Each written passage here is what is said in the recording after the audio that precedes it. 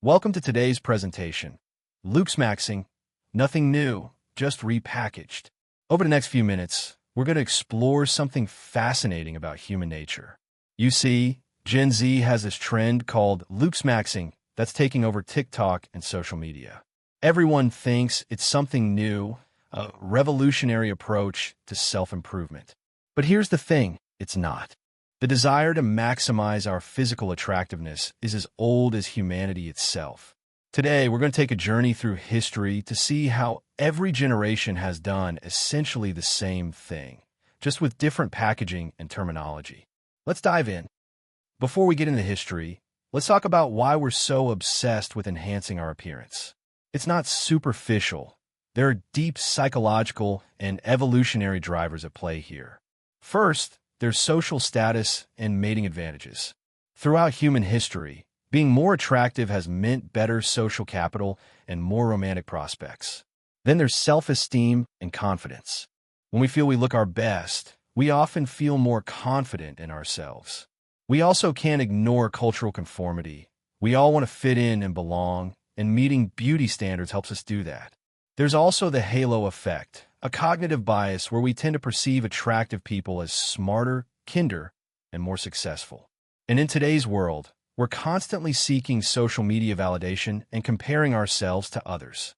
These aren't new drives. They've been with us since the dawn of civilization. So what exactly is Looksmaxing? It's a 21st century internet neologism that refers to the process of maximizing one's physical attractiveness. The term actually originated on Mail and Cell, that's involuntarily celibate, message boards back in the 2010s.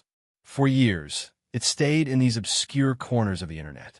But then, in the 2020s, it exploded onto TikTok and became mainstream, especially among young men.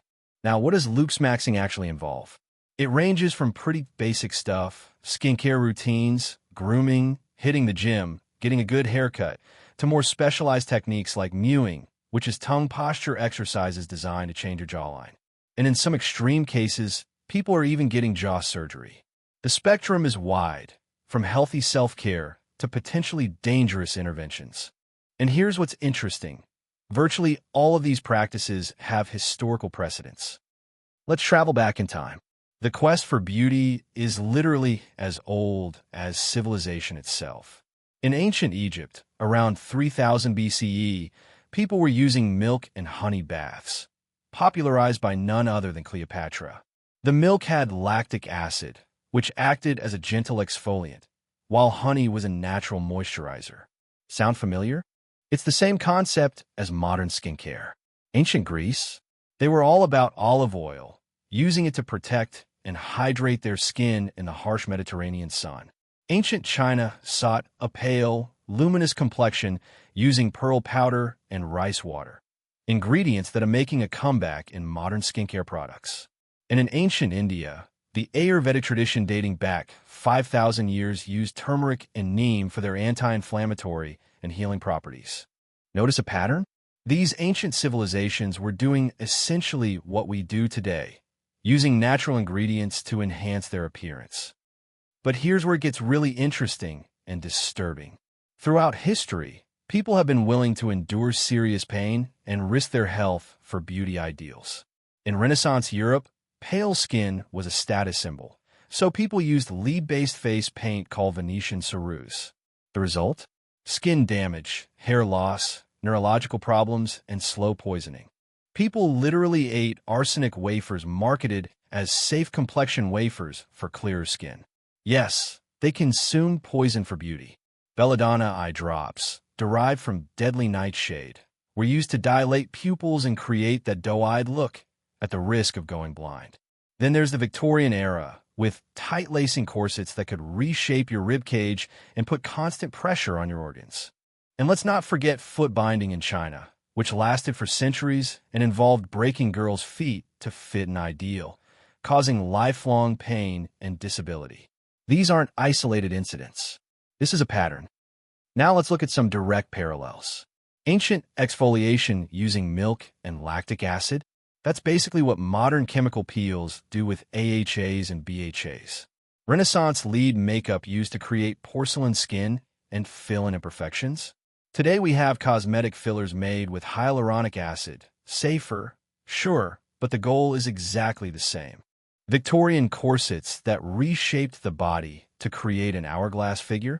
Modern waist trainers and shapewear do the same thing, just marketed differently. Ancient herbal remedies using natural ingredients like turmeric, neem, and olive oil. Now we have sophisticated skincare serums with retinol, vitamin C, and niacinamide. Different ingredients, same mission. And historical body modification practices, whether it was foot binding or other cultural traditions, have evolved into modern cosmetic surgery. The methods have become more sophisticated and often safer, but the fundamental desire to alter our appearance to meet beauty standards hasn't changed one bit. When you look at this timeline, you can see the continuum clearly. From ancient Egypt and Greece through the Middle Ages, the Renaissance, Victorian times, the 20th century, right up to today's Gen Z era, beauty practices have evolved, but they've never stopped. Each era had its own beauty ideals, its own methods, and its own terminology. But the constant thread is this relentless human drive to enhance our physical appearance. What we're seeing with Looksmaxing isn't some new phenomenon. It's just the latest point on this continuum, the most recent iteration in a story that's been playing out for thousands of years. The tools change, the specific ideals shift, but the core motivation remains remarkably consistent across time and cultures. So how has Gen Z repackaged all of this? First, with catchy terminology. Softmaxing is basically what previous generations just called taking care of yourself. Skincare, grooming, exercise, good haircuts. Mewing sounds like some new cutting-edge technique, but it's just tongue posture exercises that people have been doing in various forms for a long time. Then there's the social media amplification. TikTok has taken these practices and made them viral. Online communities have created rating systems where people evaluate each other's looks and progress. It's community-driven, it's shareable, and it's got this modern aesthetic with sleek branding and influencer endorsements. But strip away the Gen Z terminology, the social media packaging, and the slick presentation, and what do you have? The same old human desire to look more attractive, just with better marketing. But here's what is genuinely new: the amplifier. Social media and technology haven't created the beauty obsession, but they've intensified it in unprecedented ways. Historically, beauty trends were local and spread slowly through word of mouth. A trend might take decades to reach different regions. Today, a TikTok about Looksmaxing can go viral globally in hours.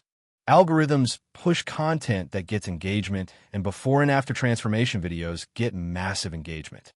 This creates feedback loops that amplify beauty trends exponentially. Online communities create shared rituals and rating systems that didn't exist before. Filter culture and digital manipulation create unrealistic beauty standards that are literally unattainable without editing. And comparison culture is now 24/7.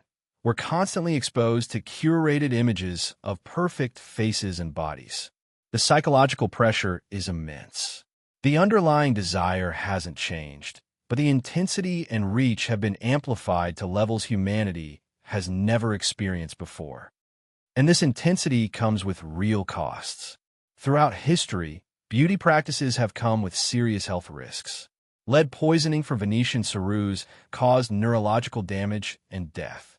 Tight-lacing corsets caused organ damage and restricted breathing. Mercury in skin products led to kidney failure and tremors. Foot binding resulted in permanent disability and lifelong pain. People have consistently ignored health warnings in pursuit of beauty ideals. Today, we're seeing similar patterns. Body dysmorphia, where people become obsessively focused on perceived flaws in their appearance, is on the rise. Unrealistic expectations set by filtered and edited images create perpetual dissatisfaction. Cosmetic surgery carries real risks of complications, infections, and botched procedures. And the mental health impacts, anxiety, depression, social media addiction, are well documented. The specific risks have changed, but the pattern of people being willing to sacrifice their health for beauty remains distressingly consistent. So here's the key takeaway, and it's an important one. The main difference now is packaging, not human nature. Throughout history, humans have gone to extreme lengths to meet beauty standards. From ancient Egyptians bathing in milk, to Victorians squeezing into corsets, to Gen Z meticulously crafting their Looksmaxing routines, the fundamental behavior is the same. Looksmaxing is just the latest iteration of humanity's oldest obsession, amplified by social media and given catchy new terminology. The tools are more sophisticated, the communities are more connected, and the reach is global. But at its core, it's the same story playing out again and again. Understanding this doesn't diminish the real concerns about modern beauty culture, but it does give us perspective. This isn't some new Gen Z problem. It's human nature playing out in a new context. The challenge we face today isn't fundamentally different from what every generation has faced. It's just more visible, more amplified, and more urgent than ever before. Thank you.